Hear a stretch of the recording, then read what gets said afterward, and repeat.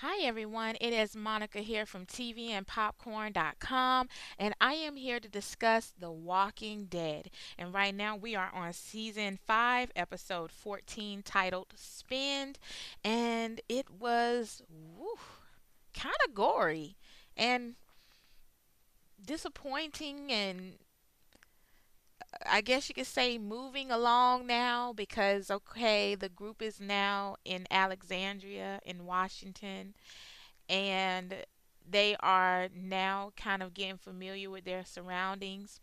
And in this particular episode, it sounds like the group is pretty much taking over, but at the same time, the group is the more knowledgeable out of everyone else, because the people in this community haven't really had to live or survive on the outside, which I thought was the whole point of Deanna and her group seeking out Rick's group and saying that they basically needed them because they wanted to, pretty much learn how to survive.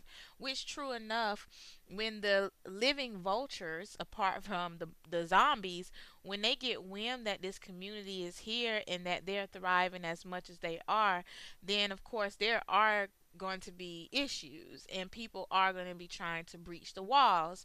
And so I feel like the group is doing a good job as far as everybody holding up their end and teaching the others how to do certain things.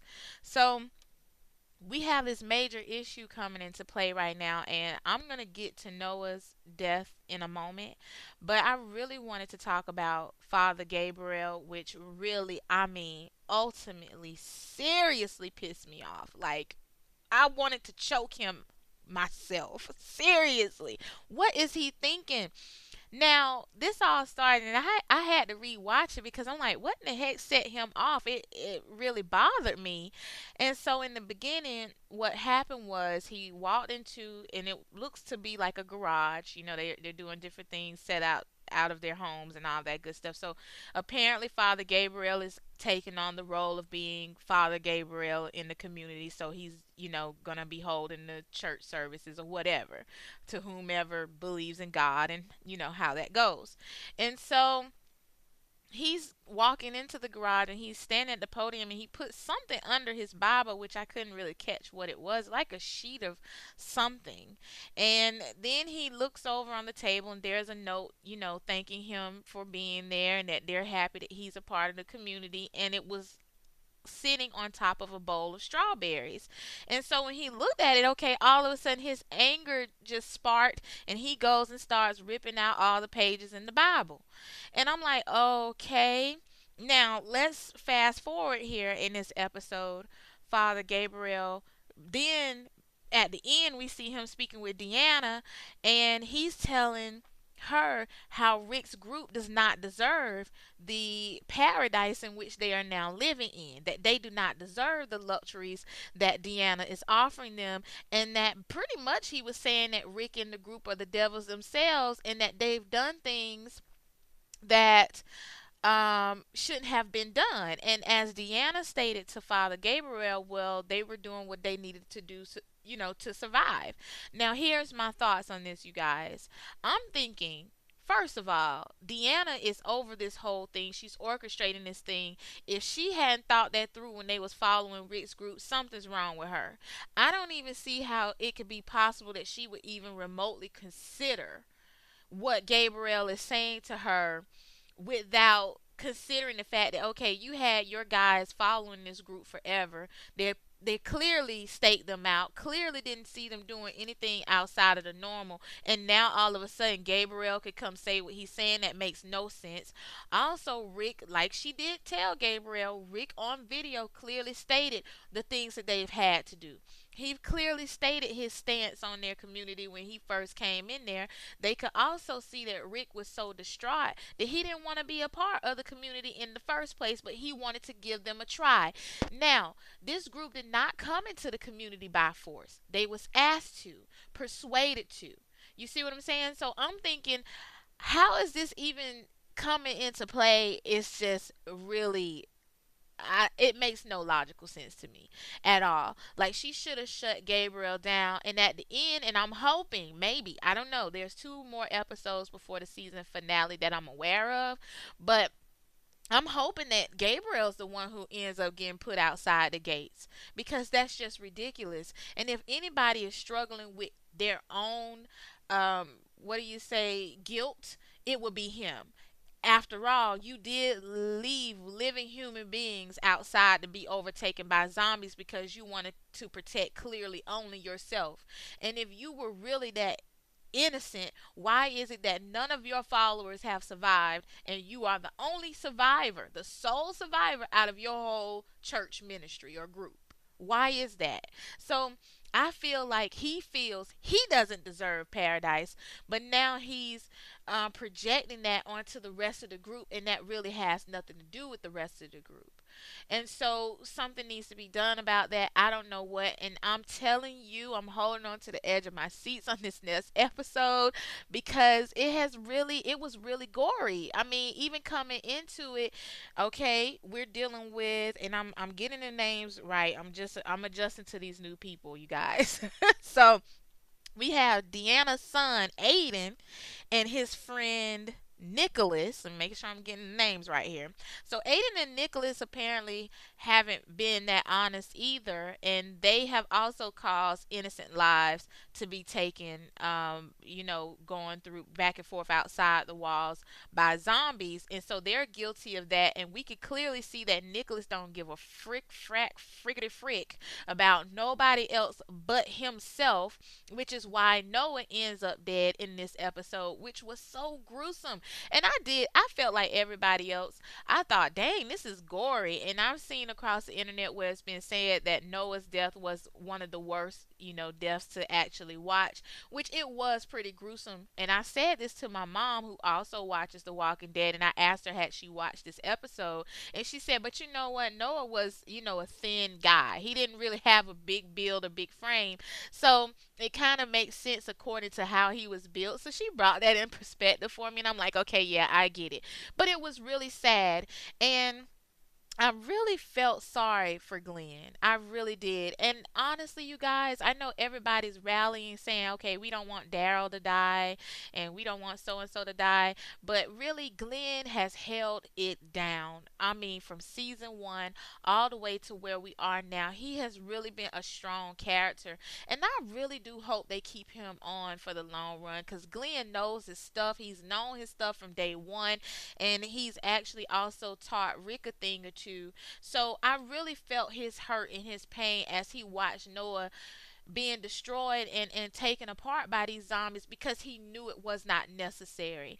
And they were really nice to even bring Nicholas along the way, which further shows that Glenn is just a genuinely good guy, and he wants people to do the right thing, and he wants people to survive and live. And that's how I took it. And because if he wasn't that guy, and if it was Rick, and I love Rick, but Rick is a different type of breed. He really is. At this time, he deals with people differently, and he believes in justice. And not that Glenn does not, but Glenn believes in forgiveness, and helping people to see the difference. And he believes in allowing people to make those decisions and understanding how to do it the right way, and giving them a chance and opportunity to do it the right way. But Rick would have left not Glenn, Nicholas there. Nicholas would have been right there with everybody else, especially after what happened to Noah.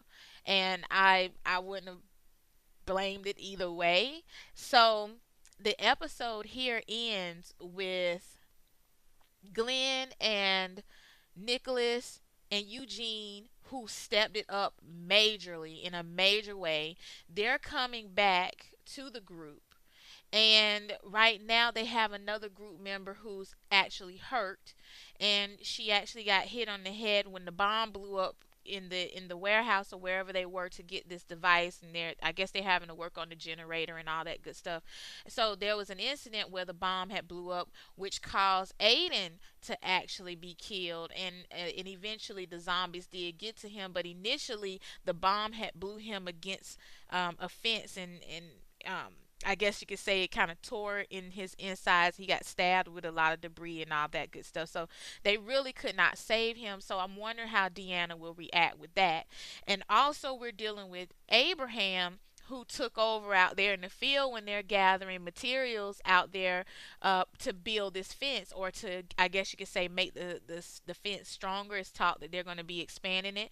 And so while Abraham's out there in the field, zombies come along. One of Deanna's group members are actually in jeopardy, and other group members are willing to just leave her there. But Abraham saves the day. Not only does he saves the day, but he takes over. He puts two more people in guard to watch over, to make sure the zombies do not come out. So the group are showing their strengths and their strong points in trying to protect this other group. Do I feel like Rick is going to get out of control? Honestly, I cannot say. And if he does, I can't blame him either. I don't think Rick just wants to go in this group and just take them over. But I also feel like Rick doesn't want to be shocked by anything anymore. I think he's pretty much over trusting the group and then getting everything taken away from him, which has happened time and time again. And we have to also understand that Rick did deal with the governor. And that was a major turnaround for Rick. And not only just that, though, he had to kill his best friend, who was at one point sleeping with his wife, whom at one point gave gave birth, and he still doesn't know if the baby's his or not, but he's taken on all of these issues, and that has to weigh one person down. And I feel like Rick just don't want to take no crap, and there are people like that who they have their level of tolerance after going through certain things is just different, and they rather be proactive than reactive. And I think of some of the group are still just reactive. They're just sitting around waiting on things to happen, and then they'll respond accordingly. But Rick and Carol right now are in the group of being proactive, which means that if they can counter any drama that's going to come along, they're going to do that. They're going to try to use that foresight and that discernment to make sure they cut out any problems, even if they have to, take over. And so I really feel like overall, I like the episode. Don't get me wrong. I think it's good. It's moving now, which it to me really hasn't been, but I have enjoyed kind of watching them settle down and kind of observe the characters here. But there's a lot getting ready to pop off, and I'm like, oh my gosh, this next two episodes are going to be like crazy. And then we have Carol, who's having to deal with Sam, and he's a little kid. He looks like he's about maybe 12 or so years old, and his mom Jessie, who it was discovered that she's being hit by his father, and that Sam may also be being abused by his father, and I think his father's name is Pete. But right now Carol is like, okay, she basically told Rick at the end, you're gonna have to take care of this man because he's beating on them, which is sad. With a community being that small, you would think other people would come in and recognize it, but once again Carol can recognize it because she was once an abused wife and mother also. Now I can't remember her husband, if he ever abused her daughter, which I don't think he did, but she can recognize that abuse, which is one of her strengths. But I love how Carol has been playing the community all this time. She's been kind of taking on this role. She's being an actress, but at the same time she's firm. She knows her stuff, and she also knows how to work a gun, which Sam asked her if he could have one, but he would never say why. And that's how Carol found out, because she went to check on him and speak with him, and she could kind of tell, okay, there's a vibe going on here in this house, and I think it is abuse. So we'll see how that play out. So we have that on the table. We have Deanna finding out her son has been killed on this little outside expedition to get some parts for what they need electronically. We have one of the group members being hurt. We have Noah being killed, which no one at this time, at the end of this episode, know about. We have Gabriel being an absolute dummy to the utmost, and I'm starting to think that he may be the devil in the group. Honestly, you ripping up Bibles and stuff all because you were offered strawberries, which means you have some psychological issues going on. So that it's gonna be on and popping.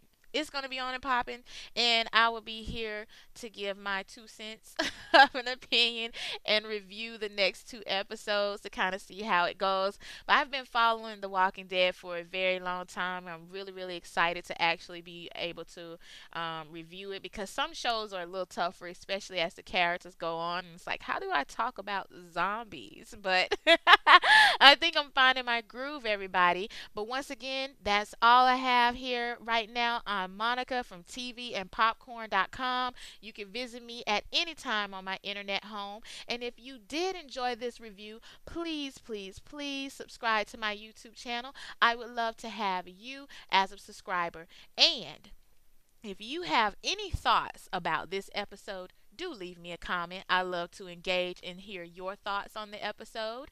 And at whatever time of day it is right now that you're watching this video, do enjoy the rest of your day. Until next time, talk to you later. Bye bye.